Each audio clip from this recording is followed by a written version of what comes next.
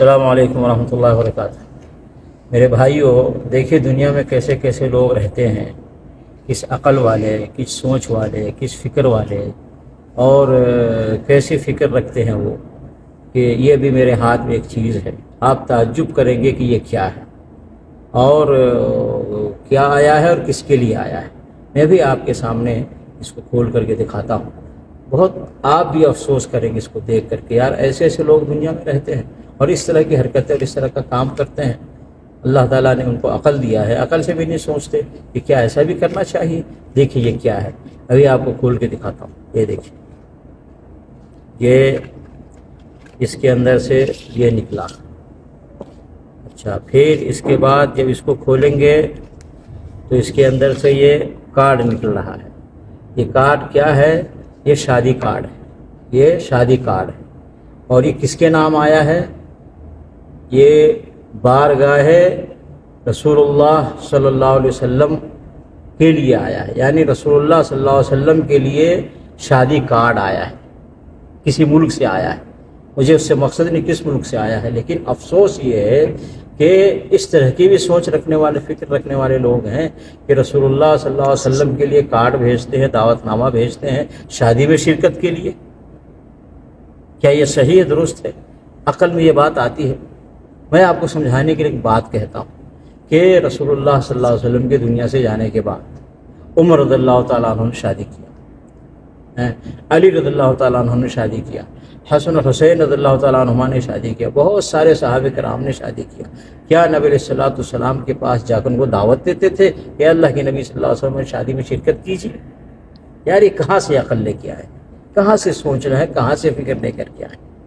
اچھا، پھر یہ جو یہ کارڈ بھیجے ہیں، بھیجنے والے کا عقیدہ یہ ہے کہ رسول اللہ صلی اللہ علیہ وسلم ہر جگہ موجود ہے۔ ان کو مولویوں نے یہی پڑھایا، یہی سکھایا ہے کہ محمد رسول اللہ صلی اللہ علیہ وسلم ہر جگہ موجود ہے۔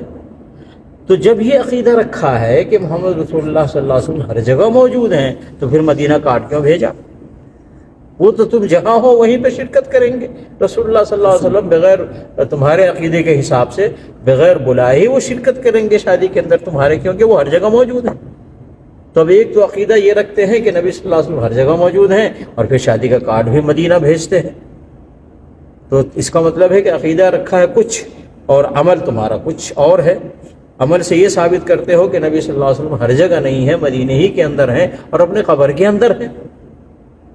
تو اس طرح کے ایک عقیدہ بناتے ہیں اور اپنے عقیدے کے خلاف عمل کرتے ہیں۔ اور پھر دیکھیے کتنی بڑی گستاخی ہے کہ کارڈ بھی بھیجا، تو جو خاص لوگ ہوتے ہیں تو ان تک کارڈ پہنچانے کے لیے خاص لوگ جاتے ہیں اور ان کے ہاتھ میں دے کر کے آتے ہیں، اور جب تک ان کے ہاتھ میں نہ دیا جائے اس وقت تک وہ اس کے دروازے سے نہیں ہٹتے، تو کارڈ ان کے ہاتھ میں دیا جاتا ہے۔ اب یہ لوگوں نے کارڈ لا کر کے کہیں ادھر ادھر رکھ دیا اور ان کو دے دیا، اور آخر میں پھر یہ کارڈ میرے ہاتھ میں لگا، میرے پاس یہ کارڈ پہنچا۔ تو یہ تو بہت بڑی گستاخی کی کہ نبی علیہ الصلوۃ والسلام تک نہیں پہنچا، نبی علیہ الصلوۃ والسلام کے ہاتھ میں کارڈ نہیں دیا اور کسی نے ادھر ادھر چھوڑ کر کے اور کارڈ کو چلا گیا۔ یہ تو بہت بڑی گستاخی ہے۔ جب تک نبی علیہ الصلوۃ والسلام کے ہاتھ میں کارڈ نہیں پہنچتا اس کو دروازے سے ہٹنا نہیں چاہیے تھا، کیونکہ یہی طریقہ ہوتا ہے خاص لوگوں کو دعوت دینے کا۔ اچھا، پھر ایک اور گستاخی اس میں یہ ہے کہ جو خاص لوگ ہوتے ہیں، خاص الخاص، ان کے لیے سواری کا انتظام کیا جاتا ہے کہ آپ ہمارے بیٹے کی شادی میں یا بیٹی کی شادی میں شرکت کریں گے اور سواری کا انتظام آپ کے لیے کار بھیج دی جائے گی، یا آپ کے لیے بس کا انتظام کر دیا جائے گا، ٹرین کا انتظام کر دیا جائے گا، پلین کا انتظام کر دیا جائے گا، اور اس کے لیے ٹکٹ کا انتظام کر دیا جائے گا۔ یہ خاص لوگوں کے لیے ایسا کیا جاتا ہے تاکہ ان کی عزت ہو، خاطر خواہ عزت ہو، اور خاطر خواہ ان کی پورے عزت کے ساتھ ان کو شادی میں شرکت کے لیے بلایا جائے۔ تو اب یہاں نبی علیہ السلام کے لیے سواری کا کیا انتظام کیا آپ نے؟ بھائی میں نے کارڈ کھولا تو اس کے اندر کوئی ٹکٹ بھی نہیں تھا، اور نہ ٹکٹ کا کوئی پیسہ تھا، کچھ نہیں تھا، بس خالی ایسی کارڈ تھا۔ یہ تو اس کا مطلب ہے آپ نے نبی علیہ الصلوۃ والسلام کی کو خصوصی دعوت نہیں دی، یا نبی علیہ الصلوۃ والسلام کو خصوصی مہمان نہیں سمجھا آپ نے، اسی لیے ایسا کیا ہے۔ تو علی کل حال بہر کے کسی بھی اعتبار سے سوچے، دین کے اعتبار سے، قرآن و حدیث کے اعتبار سے، عقل کے اعتبار سے، تو یہ امر صحیح اور درست نہیں میرے بھائی۔ اب یہاں تک لوگ بیوقوف ہو گئے ہیں، یہاں تک لوگوں کی عقل ماری گئی ہے کہ اب نبی علیہ الصلوۃ والسلام کے لیے لوگ کارڈ بھیجنے لگے۔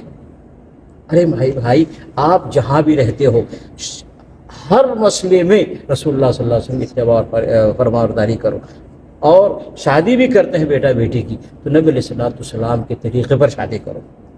آپ نے کارڈ تو بھیج دیا نبی علیہ الصلوۃ والسلام کو، اور آپ نے یہ خواہش کی کہ نبی صلی اللہ علیہ وسلم آپ کی شادی میں شریک ہوں، لیکن آپ کی شادیوں میں کتنے خرافات ہوتے ہیں، کتنے نبی علیہ الصلوۃ والسلام کی مخالفت ہوتی ہے.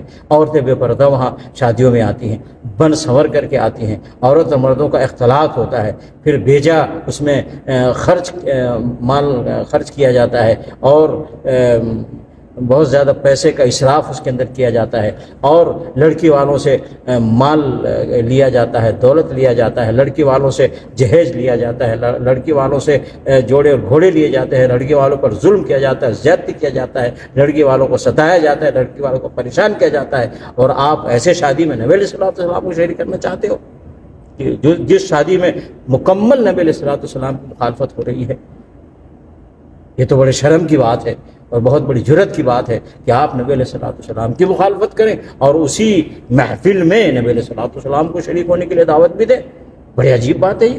بھائی آپ کی ایسی مجلس میں ہم جیسا گنہگار امتی نبی علیہ الصلوۃ والسلام کا شریک ہونے کے لیے پسند نہیں کرے گا، اور نہ پسند کرتا ہے کہ جہاں جس شادی کے اندر یا جس تقریب کے اندر یا جس محفل کے اندر نبی علیہ الصلوۃ والسلام کی مخالفت ہو رہی ہے ہم اس میں شریک ہونا ناپسند کرتے ہیں. اور ہم جانتے ہیں کہ ہمارے بر صغیر میں جو شادی کرتے ہیں مسلمان، شادی کے موقع پر نبی علیہ الصلوۃ والسلام کے ارشادات کو، فرامین کو، طریقے کو بالکل پیچھے رکھ دیا جاتا ہے. ذرہ برابر نبی علیہ الصلوۃ والسلام کے طریقے کو نہیں لیا جاتا، بلکہ ساری خرافات کرتے ہیں شادی کے اندر، ہر قسم کی برائیاں کرتے ہیں شادی کے اندر، ہر قسم کے منکرات ہوتے ہیں شادی کے اندر، ہر قسم کے بے حیائی کا کام ہوتا ہے شادیوں کے اندر.